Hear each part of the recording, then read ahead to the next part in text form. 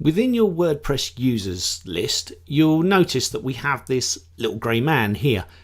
Now, this little grey man actually shows up next to comments when you make them.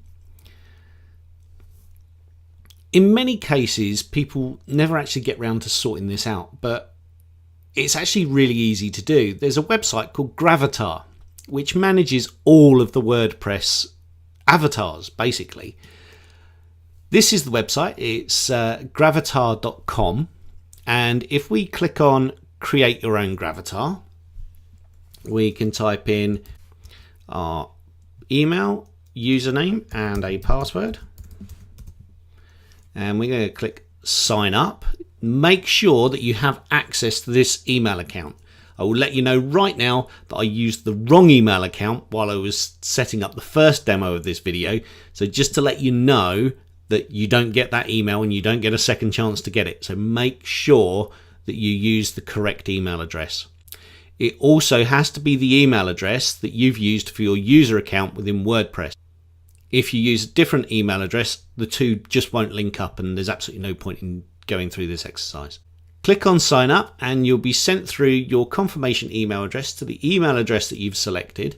If we go across to our email, it's already there, and we have welcome to WordPress.com, who run Gravatar for you, and click to activate account. We do that and we're taken across and we're told that our account is active, so we can sign into Gravatar.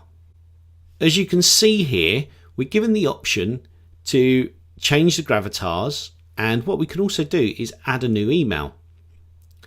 So under here you can add in other email addresses that you use. If you use more than one website and you've got a number of email addresses, then you can literally just add them there. So if I go here and type in steve@thediveflag.com, then that will also work for the dive flag once I've confirmed the account. What I want to do is manage my Gravatars, and as you can see at the moment we have a not very nice Gravatar, and it says, whoops, looks like you haven't added any images yet. Add one by clicking here, so we'll click there. So I'm going to click here and I'm going to just find my photo. There we go. Click next. That uploads the file, and as you can see, is a goofy picture of me at my sister's wedding and with hair. Click to crop it. Remember, it needs to be a square, so it's ideal that you select an area of your face on here. You can simply change the area that you want by literally drag and drop here. It's very easy to do, and that is the area that I'm going to select. I'm going to click crop and finish.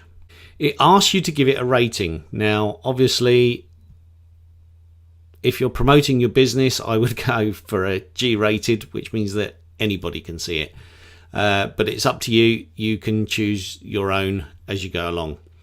As you can see, we've selected that email address to assign it to, but what I think we'll find is if we go back to our users and we refresh, there we go, we've changed it now, and every comment that I make and every blog post that I make will now have my face next to it.